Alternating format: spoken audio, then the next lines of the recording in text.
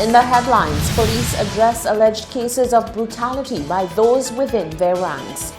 When in plain clothes, the officer should produce his identification card and identify himself as a police officer. The Ministry of Education shuts down the Anthropo School until next week after walkouts by teachers. And is Juniqueol becoming too commercialized? The debate rages on. We have the details of these stories and more coming up. This is the Hot 7 Nightly News with Lovelace and Amy Joseph. Good night. It is Thursday, the 24th of October, 2019. Welcome to the Hot 7 TV Nightly News. We're on Flow Channel 117, also being simulcast on Kiss FM Radio. You can watch on our website, www.caribbeanhottv.com, on our free Caribbean Hot FM mobile app, or on our Facebook page. I'm lovely Saint Amy Joseph. Thank you for joining us. Damning claims of police brutality have been made against members of the Royal St. Lucia Police Force. Augustin Pillage was reportedly out with friends when he was lured to a vehicle and allegedly accosted by two individuals said to be police officers in plain clothes and a security guard. Pillage received numerous injuries to his face.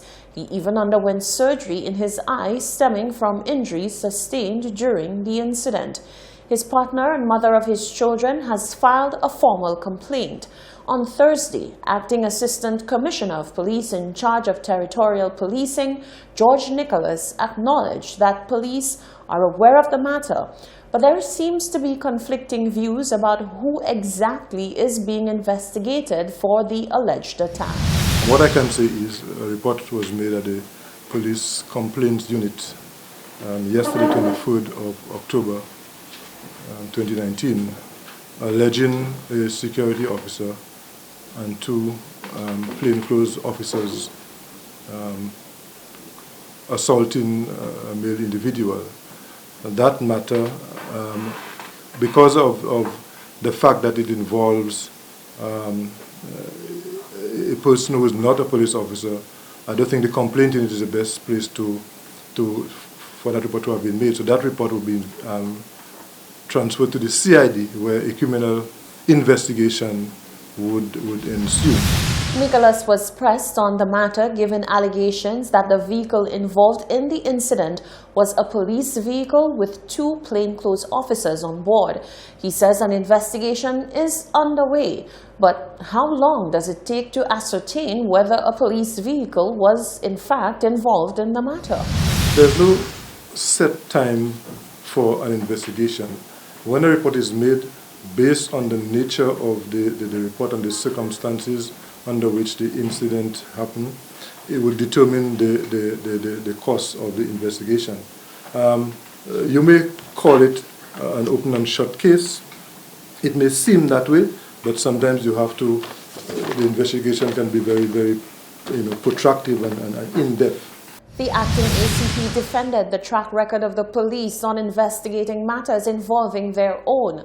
Public perception is that the system is inherently biased in favor of the police force. He says not so. We have had 4 police officers who have been dismissed from the organization this year. We have had 3 police officers who are presently on suspension for committing offenses, who have been charged for committing offenses. We have had one for perjury, one for possession of drugs, another for assault. Only on Monday of this week, we had another police officer who was arrested and charged for wounding, and he's on bail. We do have a disciplinary system within the organization that works.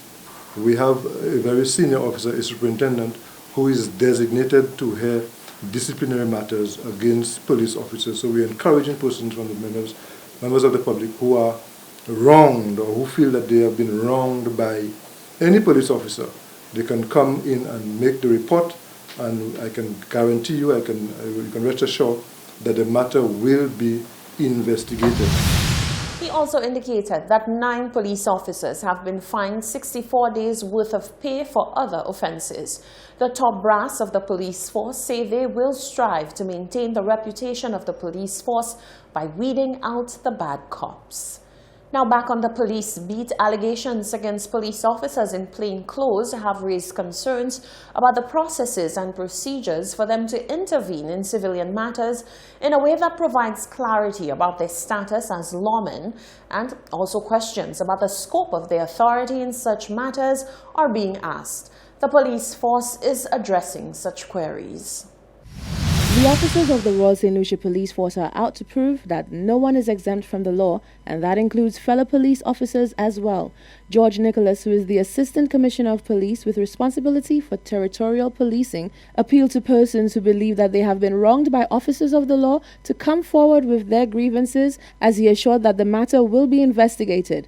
This news came in the backdrop of a temporary strike taken on Wednesday, the 16th of October, by minibus drivers of the Southern Minibus Association after their colleague was allegedly wrongfully arrested by an officer. The arrest was made after an altercation, and the driver, Gilbert Edward, received 3 charges which included grievous harm, assaulting a police officer, and resisting arrest. The matter played out on social media as persons shared snippets of the incident. Addressing the matter at a Thursday afternoon press conference, ACP Nicholas reminded persons to be aware of the pitfalls of social media and to know that sometimes what they see in short clips is only a fraction of a bigger picture. What I can tell you is the officer involved made reports. The bus driver was arrested, he was charged, but there's nothing on our records concerning the bus driver where he made reports against the police officer. So sometimes people are quick to go on social media, go to the media, and do not take the action that is required for action to be taken. The arresting officer on the day was wearing plain clothing, a factor which played a major role in the aggravation of the incident. ACP Nicholas said plainclothes officers need to take the proper steps to execute their duties. However, there are exceptions. When in plain clothes, the officer should produce his identification card and identify himself as a police officer.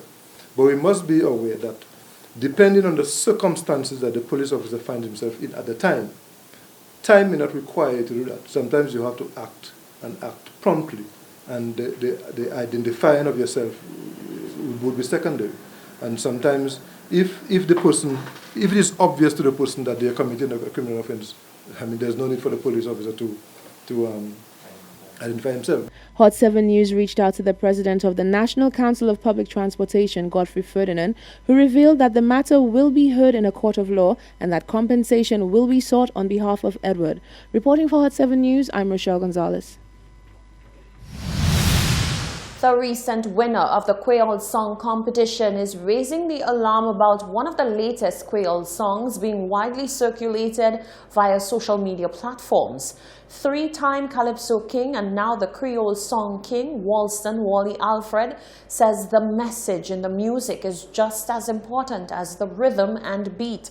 He has serious concerns about what some Creole songs are promoting to youth in particular. I just want to encourage all the youths out there, who are dabbling in the Creole, but they have to be careful in terms of the messages that they try to send. There is some new video, some new material just coming out, promoting certain negativity, promoting suicide, for example, and I think this is something I have to mention that whereas we as artists, we have a responsibility in terms of what we write, what it is we send out there to the general public. It must be noted that under St. Lucia's criminal code, attempted suicide is an indictable offense.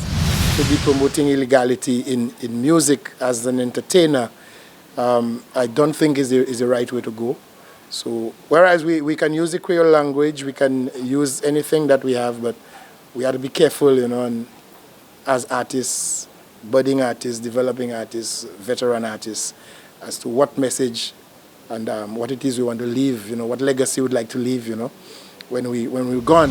The award-winning performer says the Creole song genre is vibrant and exciting, but he's also calling on artists in the genre to put a stop to the promotion of unsavory or illegal practices. This is the Hot 7 TV Nightly News. Still to come, the Ministry of Transport runs into problems with issuing licenses but is appealing for patience. We're back on the streets challenging you to Pali Creole for prizes. And are Journée Creole celebrations staying true to theme or straying way too far into commercialism? That and more when we return.